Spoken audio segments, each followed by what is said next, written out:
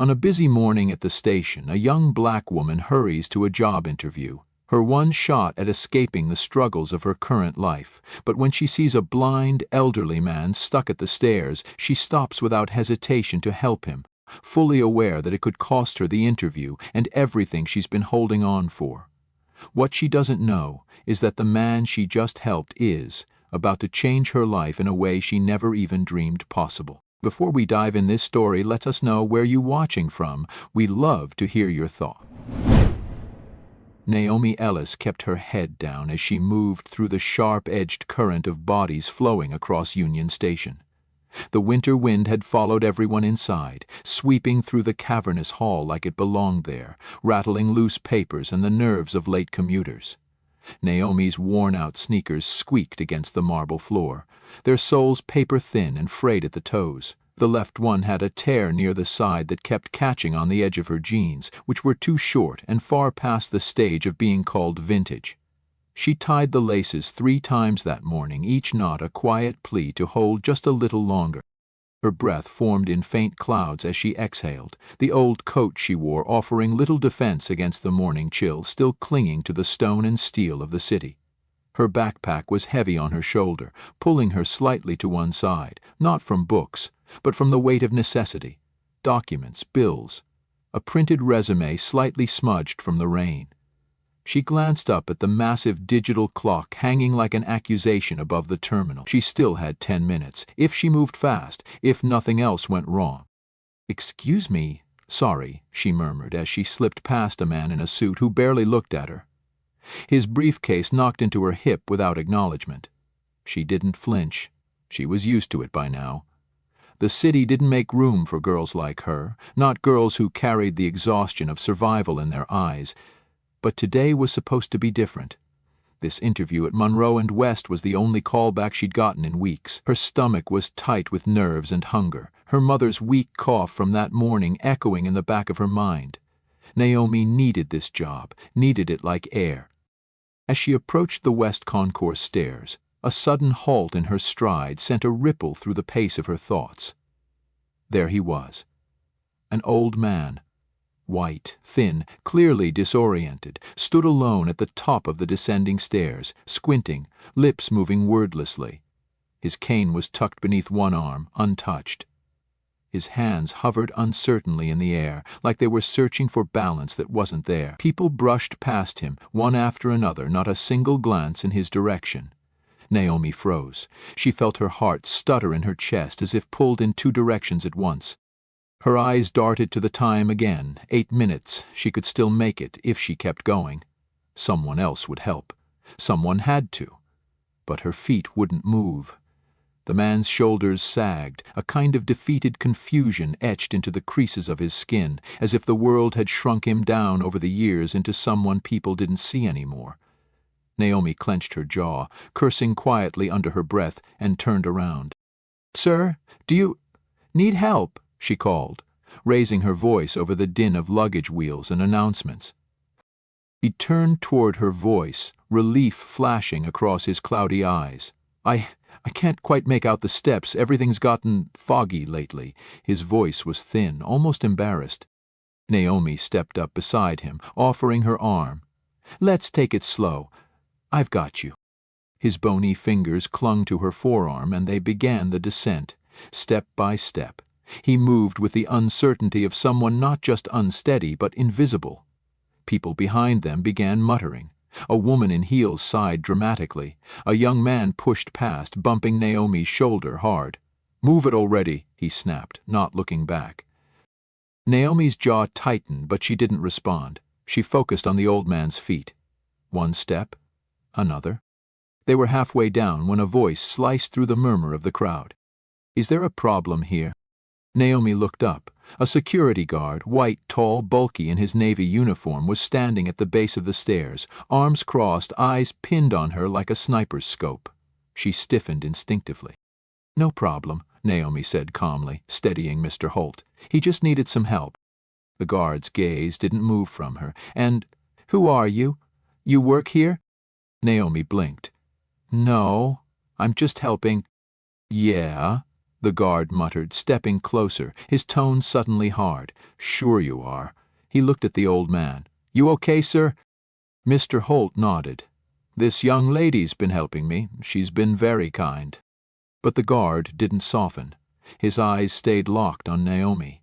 She knew that look, had seen it in stores, on sidewalks, at front desks where the person behind the counter suddenly needed to double-check her ID. That quiet message, "You don't belong here." That silent accusation only people like her ever had to defend themselves against. Naomi's chest rose and fell slowly. "We're almost done," she said quietly. The guard didn't move, but he didn't stop them either. She felt the burn of his suspicion follow her down every step, all the way to the bottom. When they finally reached solid ground, Mr. Holt let out a shaky breath and patted her hand. "Thank you, young lady. You're the first person who even saw me." Naomi forced a smile. "You're welcome." But as she glanced at the station clock again and saw how the minutes had slipped through her fingers, the smile faded. She was late, maybe too late, and the world didn't wait for girls like her. Naomi didn't wait to watch Mr. Holt disappear into the crowd. As soon as his hand released hers, she turned and ran, her breath shallow, legs aching from tension more than the cold. The station felt like it had grown twice its size, every corner filled with strangers moving in the opposite direction. She darted past luggage, clipped a briefcase, and barely avoided colliding with a woman in heels who scowled and muttered something under her breath that Naomi didn't bother decoding. Her eyes locked on the massive glass exit, the sunlight slashing across the floor like a finish line she might still reach in time. She burst through the revolving doors, the blast of cold air slapping her face, but she didn't stop. Her feet hit the concrete outside, hard and fast, her backpack bouncing against her spine. The streets of downtown Chicago buzzed with energy, taxis honking, people on phones, the drone of traffic lights changing. But all Naomi heard was the thundering beat of her own heart and the distant echo of her mother's voice that morning. "You got this, baby. Today's your day." It wasn't. By the time she reached the Monroe and West building, a sleek glass structure that seemed to shimmer with a kind of corporate arrogance, Naomi's lungs burned. She rushed through the revolving doors, sweat cold on her back, boots squeaking against polished marble. The receptionist barely looked up from her screen. "Hi," Naomi said, breathless, wiping the fog from her glasses. "I'm Naomi Ellis. I had an interview at 10. The woman didn't blink. She checked the clock. 10:14. "I'm sorry," she said flatly. "Interviews ended at 10 sharp." Naomi leaned on the counter, trying to catch her breath. "I know. I was on my way, but someone needed help. An elderly man. He was alone, almost fell." The woman's gaze lifted for the first time, but it wasn't compassion that met Naomi's eyes. It was calculation, the kind that measured people by shoes, coats, and skin. Her smile was the tight, tired kind that said she'd heard every excuse before. "I'm sure that was very kind of you," she said, "but policy's policy." Naomi nodded slowly, trying to swallow the lump rising in her throat. "Can I reschedule?" she asked, voice tight with hope that was already slipping. The receptionist hesitated, just enough to let Naomi feel the weight of being someone easily dismissed. "You can call next week," she said finally. "If there's anything open." Naomi didn't respond. There was nothing to say. She turned and walked back through the pristine lobby, each step heavy with a kind of quiet, private grief. The automatic doors opened before her like a cruel joke, welcoming her out instead of in. Outside the sun had risen higher, but it brought no warmth. The sidewalk hummed beneath her feet, people streaming past like she didn't exist. She stopped near a lamppost, leaned against it, and closed her eyes for just a moment. Her breath clouded in front of her as she stood there, motionless. She had given up her shot. For what? A stranger? And yet. She thought of Mr. Holt's hand, shaking as he took her arm, of the way he exhaled, not just from exertion, but from the sheer relief of being seen, the way he had whispered, "Thank you," like it meant everything. Naomi opened her eyes. No, she hadn't made the wrong choice, but right didn't always mean easy. She adjusted her backpack and turned back toward Union Station, not because she had anywhere else to go, but because she wasn't ready to give up.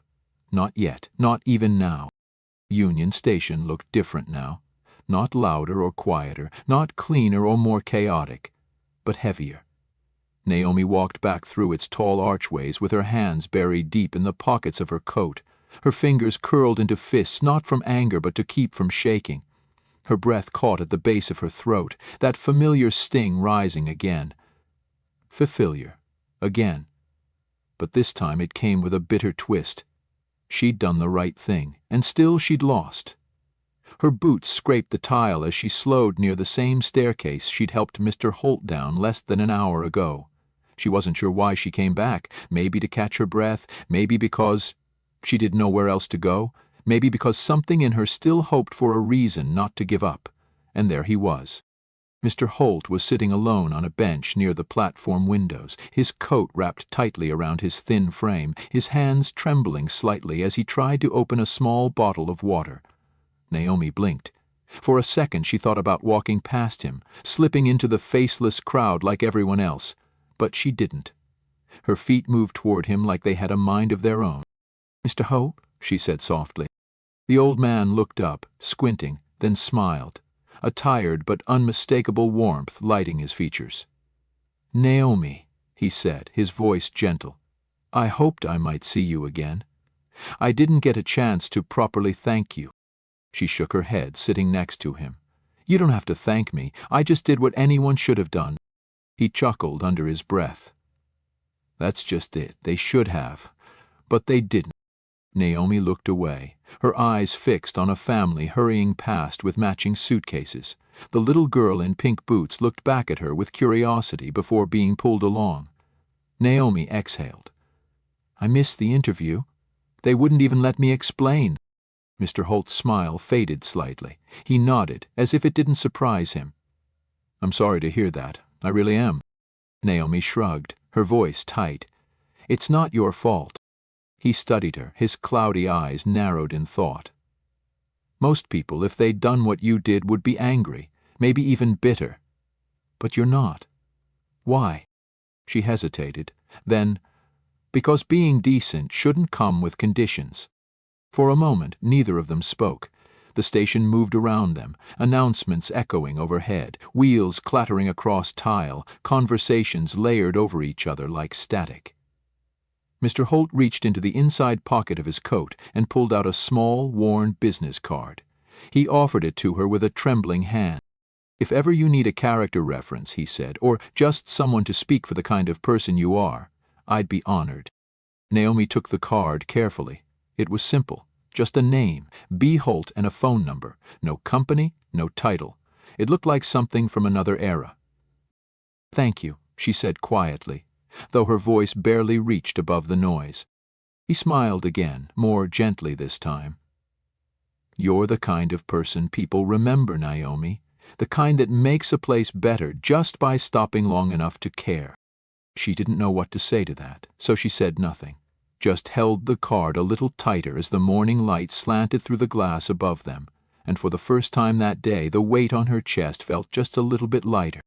The following morning, Naomi sat at the small kitchen table in their cramped apartment, sunlight streaming weakly through the cracked blinds, illuminating the chipped paint and the pile of unpaid bills she had tucked under an empty cereal box. Her mother was still asleep in the next room, her breathing raspy and uneven, each cough a reminder that time was running out faster than their options. Naomi stared at the wrinkled business card on the table. Holt, the only clue to a man who felt like both a stranger and something more.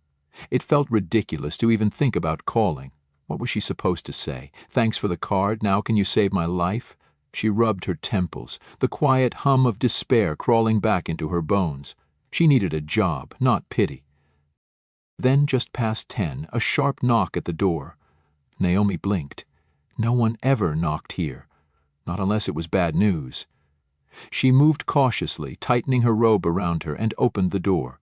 Parked in front of their building was a sleek black sedan with windows so tinted it looked like something from a different world.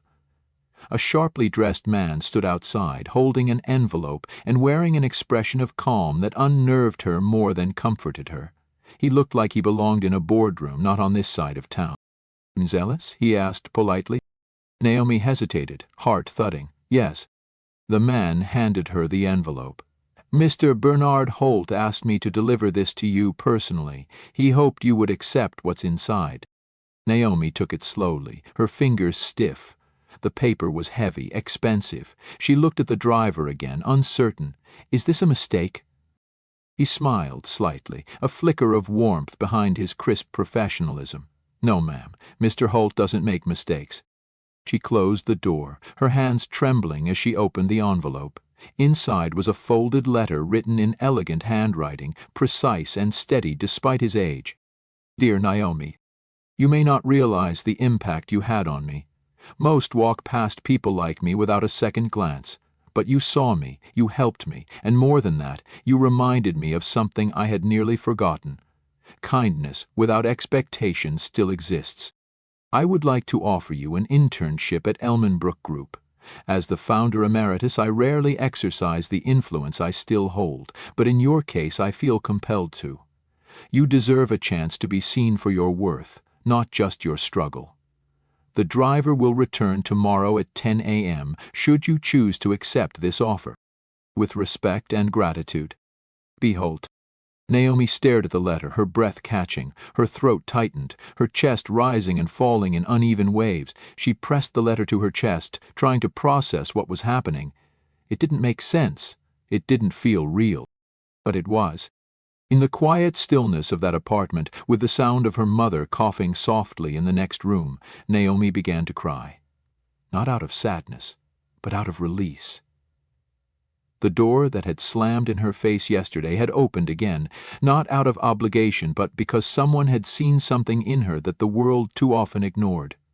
She folded the letter carefully, and for the first time in a long time she whispered into the silence, "Maybe, just maybe, this is the start of something?" Naomi stood in front of the mirror in their tiny bathroom, the steam from her morning shower still clinging to the corners of the cracked glass. She had brushed her hair back as neatly as she could, pinning the sides to hide the uneven trim she'd done herself months ago. Her shirt was clean, freshly ironed, though a little too snug at the shoulders. The slacks she wore had been her mother's, hemmed short and cinched with a safety pin that dug slightly into her waist. Still, it was the best she had ever looked walking into anything that resembled opportunity. The black sedan returned at exactly 10 a.m., just like the letter promised. Naomi stepped out of her building and into the city morning that hummed with cold air and car horns. The driver gave her a respectful nod as he opened the door. She nodded back, unsure whether to speak, and slipped into the leather seat. The smell of the interior, clean, crisp like money, felt almost offensive. She sat with her knees tight together, hands clasped in her lap, her eyes locked on the window as the buildings blurred past. Elmenbrook Group towered over the street like something carved out of glass and ambition. Naomi tilted her head to see the top, feeling small again. But not like she used to. Not powerless. Just new. The receptionist greeted her with a smile this time, warm and practiced, and Naomi's name was already on the visitors list. "Mr. Holt is expecting you. You'll be meeting with Miss Reyes, the director of programs, to get started." The elevator hummed softly as it rose, floor after gleaming floor, and Naomi caught a glimpse of herself in the mirrored walls, shoulders back, chin lifted, trying not to let her hands tremble. The 12th floor opened into a wide office space that pulsed with quiet energy. Phones buzzing, keyboards clicking, voices low and confident. Everyone seemed to know exactly where they were going. Naomi didn't. A woman with caramel-toned skin and sharp eyes stood near the far wall, flipping through a folder. She looked up as Naomi stepped off the elevator and smiled, extending a hand. "Naomi Ellis? I'm Clara Reyes. Welcome." Naomi shook her hand, her grip a little too tight. "Thank you. I'm grateful to be here." Clara gestured toward a hallway. "Come with me. Mr. Holt, our founder emeritus, told me what happened at Union Station. He speaks very highly of you. That's rare, you know. He doesn't vouch for people lightly." Naomi followed her through a maze of glass-walled offices, each one pulsing with status and quiet competition. "I didn't know who he was," she said softly. Clara looked over her shoulder, her expression thoughtful. "That's probably why you helped." They reached a small but tidy office, just a desk, a chair, and a computer already powered on. Clara motioned to it. "This is yours. You're starting as an intern, but if you show us the same work ethic Mr. Holt described, there's no reason this can't grow into something more." Naomi sat slowly, her fingers grazing the desk's surface. It was smooth and cool, and for a moment she just let her hand rest there to make sure it wasn't a dream. "You'll start with some research tasks, basic client tracking, familiarizing yourself with the database. I'll be checking in, but don't be afraid to ask questions. We want you to learn." "Thank you," Naomi said again, barely above a whisper. Clara smiled, firm and kind. "You belong here, Naomi. Don't let anyone make you feel otherwise." Naomi nodded, but something about those words cracked something open inside her. The day passed in fragments. Emails, spreadsheets, new systems she barely understood but forced herself to learn. Every time she made a mistake, she braced for it, the sigh, the judgment, the dismissive glance. But Clara only corrected her gently, guiding her with patience instead of condescension. During lunch, Naomi sat alone at a small corner table in the break room. She ate a sandwich she had made at home, ignoring the sideways glances from a pair of young interns in fitted blazers and gleaming shoes. One of them whispered something under her breath, something that ended in diversity hire. Naomi didn't flinch. She'd heard worse. But it stayed with her like a bruise beneath the skin, the sting lingering long after their laughter faded down the hall. Later that afternoon, Clara stopped by again, looking over the notes Naomi had compiled. "Impressive work," she said, tapping the screen lightly. "You've got a sharp mind. Don't second-guess it." Naomi smiled, the praise unexpected but deeply needed. "Thank you. I'll keep at it." As the day wound down and the office lights dimmed slightly, Naomi sat at her desk, exhausted but steadied. For the first time in years, she wasn't hustling toward a dead end. She glanced at the window, watching the city soften under the early evening sky, and thought of her mother, of the letter, of that trembling hand on the staircase. Maybe this wasn't where she was meant to end up. But it was exactly where she was meant to begin. Naomi arrived early the next morning, the elevator chiming softly as it opened onto the 12th floor. Her slacks were the same, her blouse borrowed from a neighbor who had insisted she needed something sharper, and her shoes, though scuffed, had been scrubbed until the leather showed a faint glimmer. The office was quieter than the day before, the hum of computers just beginning to rise, the coffee aroma still curling from the break room like an offering. She stepped into her small office, sat down at her desk, and opened the folder Clara had left for her. Client summaries, upcoming meetings, and a short handwritten note at the bottom. "Come prepared. Today you sit in." Naomi's pulse kicked up. She read the sentence again. Sit in? On what? Her stomach twisted as she imagined walking into a room full of people who spoke in numbers and terms she barely understood, her voice catching in her throat if anyone asked a question. But this was what she had wanted, right? Not just to be in the room, but to earn the right to stay there. Just after noon, Clara appeared, her heels clicking softly on the carpet, her eyes sharp but encouraging. "You ready?" Naomi stood, brushing imaginary wrinkles from her shirt. "I think so." Clara grinned. "Good. You don't need to know everything, Naomi. You just need to listen, watch, learn." They made their way down the hall and into one of the larger conference rooms, all glass walls and sleek furniture. At the far end sat a few men in suits already deep in conversation, laptops open, fingers tapping. Bernard Holt stood at the head of the table, cane resting against the edge of his chair, a cup of tea steaming in front of him. He looked up as Naomi entered and gave the smallest nod, the corners of his mouth lifting in quiet welcome. Naomi took a seat next to Clara, heart thudding so loud she was certain everyone could hear it. The door shut behind them with a soft click. "This is Naomi Ellis," Clara said to the group. "She'll be sitting in today as part of our internship program." One of the men, white, maybe mid-40s, with silver at his temples and a tight, unbothered expression, looked Naomi up and down. Not rude, not blatant, just a little longer than necessary. "Of course," he said with a nod so small it barely qualified. "We're always happy to expand our diversity initiatives." The words hung in the air, polite on the surface but sharp underneath, like a blade wrapped in velvet. Naomi's throat tightened. She stared at her notepad, willing her hand to stay steady as she wrote the date at the top of the page. Clara said nothing, but Naomi could feel the tension shift beside her. Mr. Holt, too, glanced at the man, but said nothing. For now.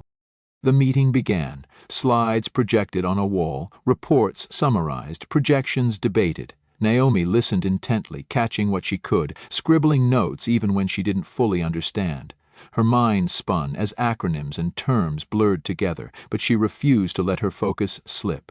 She belonged here. She had earned the chair she sat in. Midway through, the same man who had made the diversity comment paused, tapping the table.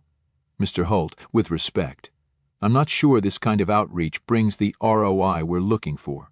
We're in a performance business. Charity doesn't scale." It was said with a smile. Clean, polished, professional, but Naomi felt the heat rise in her cheeks anyway. She didn't need it spelled out. Clara sat straighter, her mouth a tight line. Mr. Holt lifted his tea calmly, sipped, then set the cup down with a soft clink. "Funny thing about performance," he said, his voice steady. "Some of the sharpest people I've worked with came from places most of you wouldn't bother to look. And many of the loudest voices in this room have made safe decisions, not smart ones." The man blinked but said nothing. Holt continued, turning slightly toward Naomi. "You see, Ms. Ellis here didn't walk into this room because we were filling a quota. She's here because when no one else stopped, she did. And while some of you measure value in revenue columns, I still believe character's the best long-term investment." Naomi's breath caught. Her hands were shaking again, but not from fear this time. Mr. Holt looked back at the rest of the room. "I've made my decision. She stays." Silence settled for a beat too long. Then someone shifted a notebook. Someone else cleared their throat. The meeting moved on. But Naomi had changed. Something had shifted inside her. Something bold and terrifying and powerful. She wasn't just in the room. She had been seen. The next few days passed in a quiet rhythm that Naomi had never known. Not ease, nothing about this place was easy, but momentum, like the wind had finally shifted behind her back instead of against her. She arrived early each morning, laptop humming to life as the sun broke through the towering glass of Elm and Brook's skyline views. She took notes. She read late. She stayed past everyone else, sometimes pretending to work just so she could sit a while longer in a space that didn't push her out. And each evening, when she returned to the apartment, her mother's voice carried a little more warmth, a little more pride, even through the coughing fits and the fatigue. But on Friday morning, everything changed.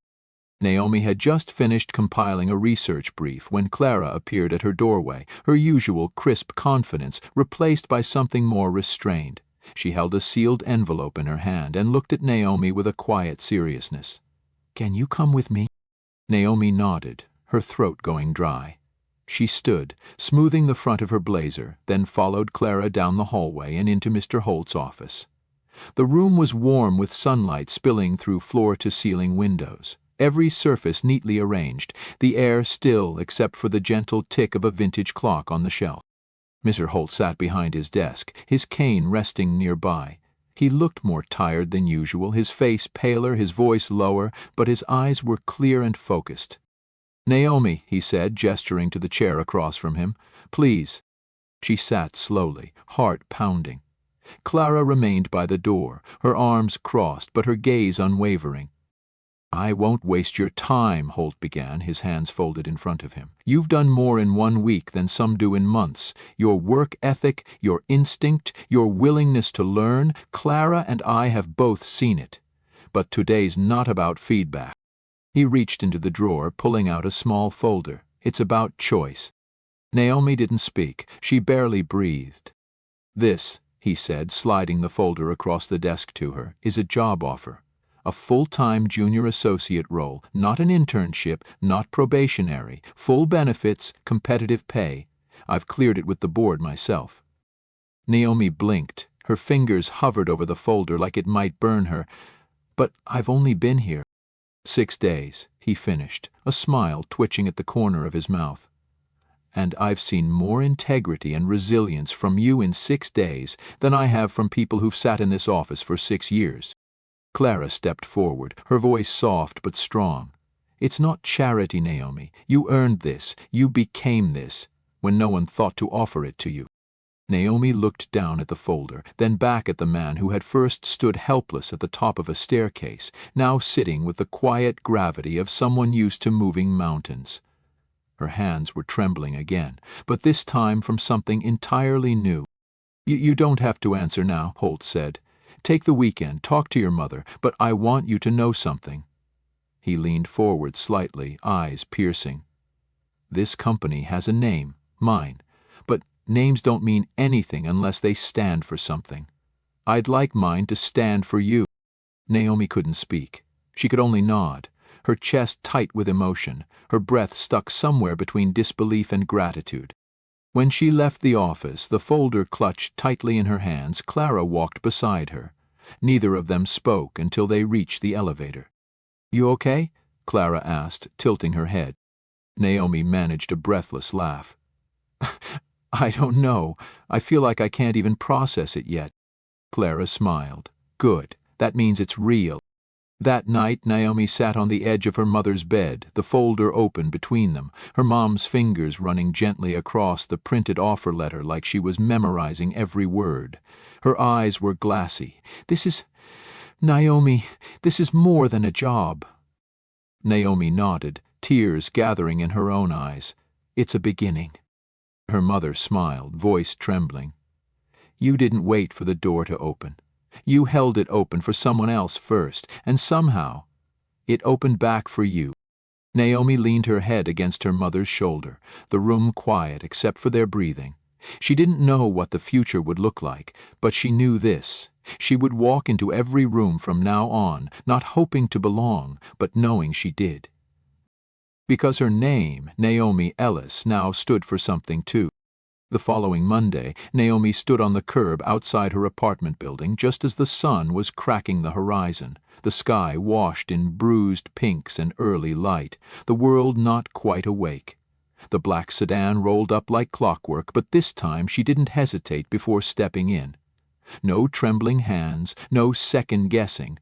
She carried a new bag over her shoulder, nothing fancy but hers, and inside was the signed offer letter, a real job, a title, a future. She had spent the weekend reading it over and over, letting her mother hold it in her hands as if it were fragile and holy. They talked through it all: insurance, salary, sick days. And when her mom finally whispered, "Yes, baby, take it," Naomi knew she wasn't just saying yes to the job. She was saying yes to living. When she stepped out of the car in front of Elm and Brook Group, the building didn't feel as intimidating anymore. It wasn't smaller, but she had grown. The security guard, who once barely looked up, now offered a respectful nod as she passed. The receptionist smiled and greeted her by name. Naomi Ellis.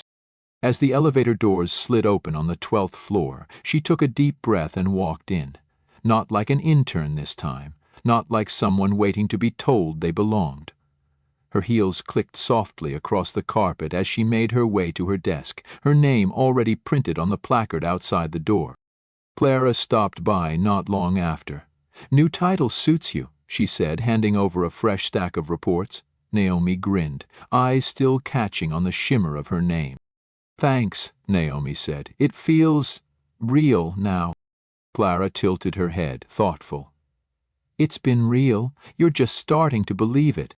Later that afternoon, a company waste meeting was called. Quarterly update, strategy, all hands. Naomi filed into the sleek, high-ceilinged conference hall with the others. The room buzzed with quiet energy, executives murmuring over coffee, analysts checking slides. Naomi took a seat near the side, not trying to hide, but not assuming center stage either. Mr. Holt entered with his usual quiet command, cane tapping softly as he crossed the room. He moved slower than he had days ago, his breath more deliberate, but his presence remained sharp as ever. The room settled. Silence fell like a held breath. He stood at the head of the table, hands resting on his cane, and spoke. "This company has grown because we've held ourselves to standards higher than the market expects. We hire not for where someone comes from, but for where they're willing to go. And today, I want to share why that still matters." He turned slightly, his eyes scanning the room until they landed on Naomi, her chest clenched, breath catching. "Many of you walked past me last week," said Holt, the company's founder emeritus, "at Union Station. That day I was just an old man near the stairs. No suit, no name, no power. Some of you didn't even look. One person stopped. She offered help when it cost her the most. She didn't know my name. She didn't ask for anything in return." Whispers rustled across the room. Naomi felt heat rush to her face, her hands gripping the edge of the table. "That woman," Holt continued, voice unwavering, "is now one of us. Not because she was handed anything, but because character opens doors long before credentials ever do." The silence that followed wasn't empty. It was full of respect, full of something Naomi had never truly felt before, not just admiration, but acknowledgement. When the meeting ended, people came up, faces she hadn't spoken to, names she didn't know, one by one. "You're Naomi, right? Holt mentioned you. Hey, I read your report on the Simmons project, solid work. Clara speaks highly of you. We should grab coffee sometime." Naomi nodded, smiling, answering each with quiet grace, but inside her chest something fierce burned. Not arrogance, affirmation. That night, as the sky folded into dusk and she stepped into their apartment, her mom sat at the table sipping tea, a scarf around her shoulders.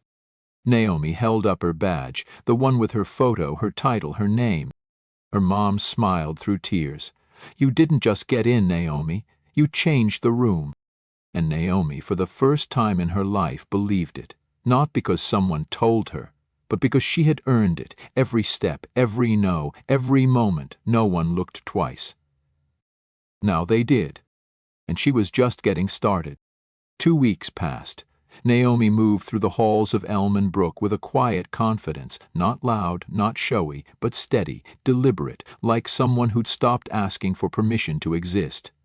Her desk had been moved closer to the project leads now, the nameplate beside it clean, professional, and permanent. She handled client summaries, conducted research that Clara praised openly in meetings, even offered suggestions in small team discussions. But with every step forward, the world outside didn't magically change. It happened on a Wednesday.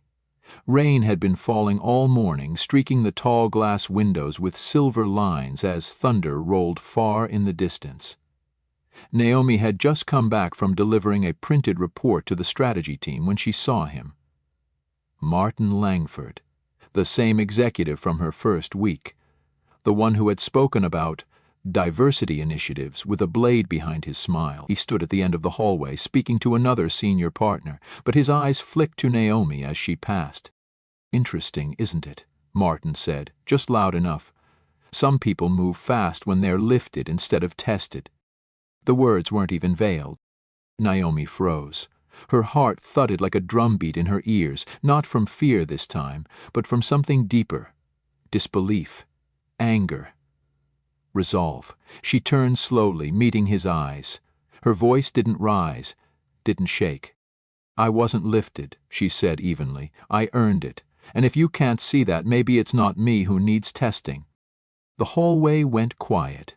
A few heads turned. The other executive shifted uncomfortably. Martin blinked, clearly not expecting her to respond. Certainly not like that. He gave a tight, condescending smirk and turned away without another word. Naomi stood there for a second longer, chest rising and falling, her jaw tight. Then she walked back to her desk and sat down. She didn't cry. She didn't flinch. She documented the moment, noted the time, the place, the words. Because she knew silence wouldn't protect her. But strength might. Later that afternoon, Clara approached, her brow furrowed. "I heard what happened," she said, her voice low but fierce. "You good?" Naomi nodded. "I'm fine, he won't shake me." Clara studied her for a long moment, then smiled, sharp and proud. "Good. Because people like him? They've built entire careers on intimidation. You keep building yours on truth. It lasts longer." That night, Naomi got home soaked to the skin. Her umbrella had flipped inside out in the storm, and her shoes squelched with every step. But her mom's face lit up when she walked in, and Naomi's shoulders loosened for the first time all day. "Long one?" her mom asked. Naomi dropped her bag and nodded, wiping rain from her brow. "Yeah, but I held my ground today." Her mom patted the seat beside her. "Tell me everything." So she did. She told her about the hallway, the look in Martin Langford's eyes, the words that stung but didn't sink her. She told her about Clara's response, about the others in the office who'd said nothing but had watched. When Naomi finished, her mom reached for her hand and held it tightly. "You didn't just hold your ground, Naomi. You changed it. Every time you speak, you make it safer for the next girl who looks like you." Naomi blinked, her throat thick. "I didn't think anyone saw that," she whispered. "We see you," her mother said, her voice trembling but firm. "And so does the world. Even if it doesn't know how to deal with it yet." As Naomi sat there, the storm outside softening to a steady rhythm against the windows, she realized something. This was no longer about just surviving the room. She was shaping it, leaving fingerprints on every space she entered. And someday, someone else would walk through those doors and find a floor steadier because Naomi Ellis had stood on it first. Join us to share meaningful stories by hitting the like and subscribe buttons. Don't forget to turn on the notification bell to start your day with profound lessons and heartfelt empathy.